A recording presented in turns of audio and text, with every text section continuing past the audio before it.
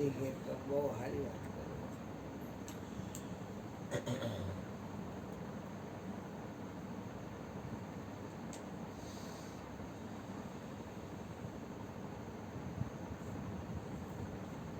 કહેવાનો મતલબ એ છે, જીવન ઉપર મદાર છે.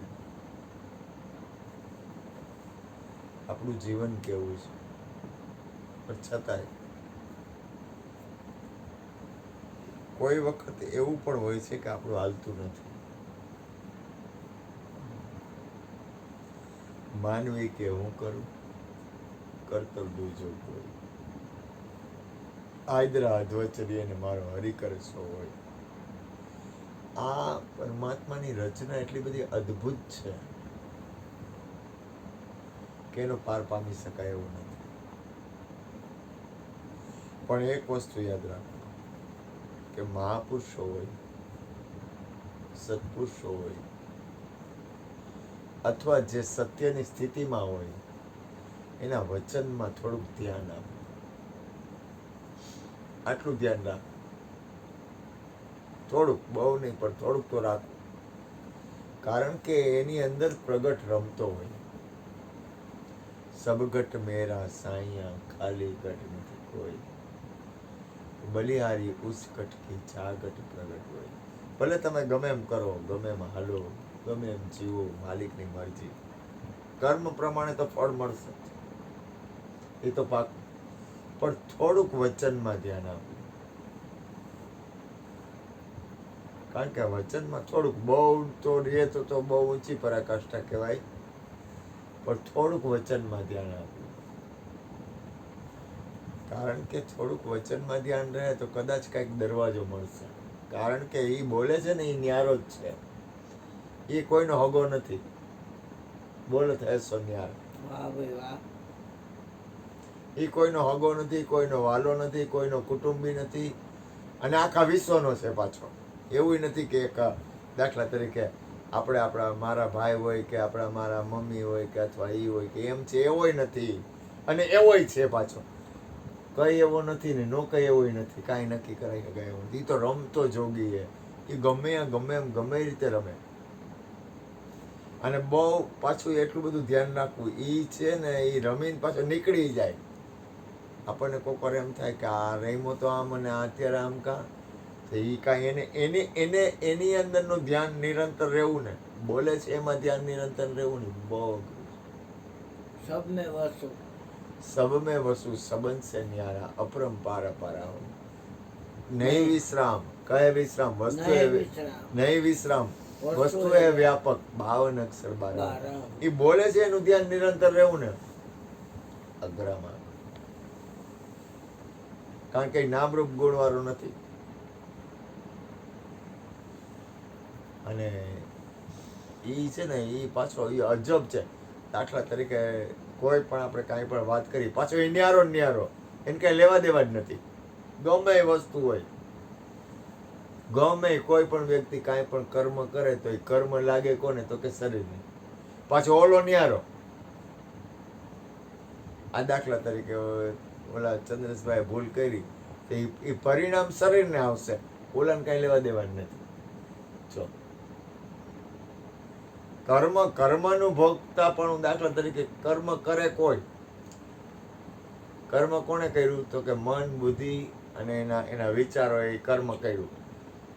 બોલે છે એ ન્યારો ન્યારો. માર કોણ ખાય અથવા પીડા કોણ ભોગવશે, તો કે શરીર. જો શરીરને પીડા ભોગવવાની, શરીરને પીડા ભોગવવાની એટલે મનને પીડા ભોગવવાની. પછી અંદર ચૈતન્ય તત્વ હોય એને પીડા, છેલ્લે તો અંદર બેઠો એ દુઃખી થાય છે. ભલે એને કાંઈ લેવા દેવા નથી. ભૂલ ન કરતા, કારણ કે કર્મનું પરિણામ આવશે. બને ત્યાં સુધી માલિકની મરજી. હું તો જેમ કહું, કોઈનું કાંઈ હાલે એમ નથી. કૃષ્ણએ કીધું કોઈ કાંઈ કરતું નથી, પણ છતાંય થોડુંક ધ્યાન રહીએ તો આપણે છે ને થોડાક આપણે બચી જાય. અથવા એવા કૃત્ય કરતા થોડુંક, ભૂલ ન કરતા, અભિમાન તો હાલશે જ નહીં. કોઈ એમ કે ને કે આ વ્યક્તિ ખરાબ છે, તો હું તો માનતો નથી. કારણ કે ઓલા ઈસુ ભગવાન હતા ને, એક વેશ્યા હતી ને, એને પાણો મારતા. એટલે ઈસુ ભગવાન કે તમે આને તમે પાણો મારો, પણ કોઈ જીવનમાં કાંઈ પાપ ન કર્યું હોય તો પાણો મારો, બને ત્યાં સુધી જતું કરી દેવું.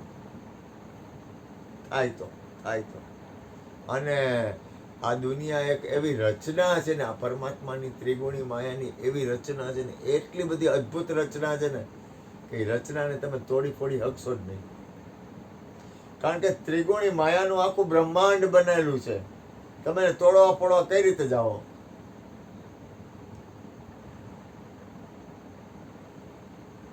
તમે એને તોડી શકો એમ જ નથી, પણ એમાંથી તમારું ધ્યાન રહે, એમાંથી તમે જાગૃત બનો, એમાંથી તમારી સ્થિતિ બને.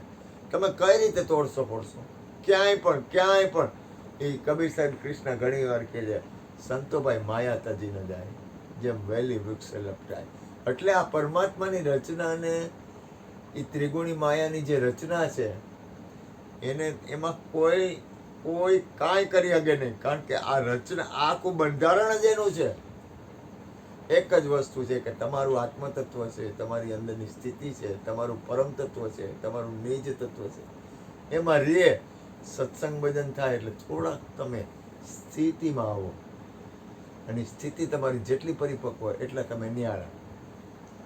આજે ઓલા પ્રેમાનંદજી મહારાજ સત્સંગ કરે છે, પણ એની ઉપર શક્તિ તો છે જ. કોઈ પણ મહાપુરુષ હોય, કબીર હોય, પણ કબીરની ઉપર ત્રિગુણીની શક્તિ તો છે જ, પણ કબીરની મૂળ સ્થિતિમાં કાંઈ નથી. જો તમે ધ્યાન આપજો, શક્તિ વગરનું કાંઈ નથી.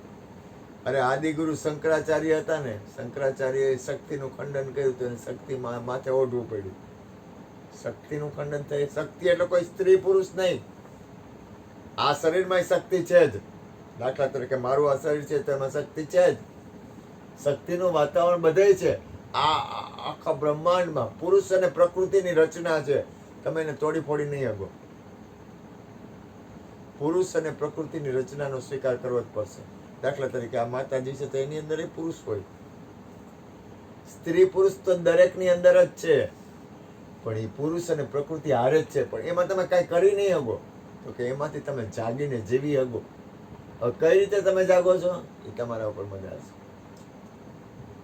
તમે કઈ રીતે તમારી ગતિ સ્થિતિ કરો છો એ તમારા ઉપર મજા છે.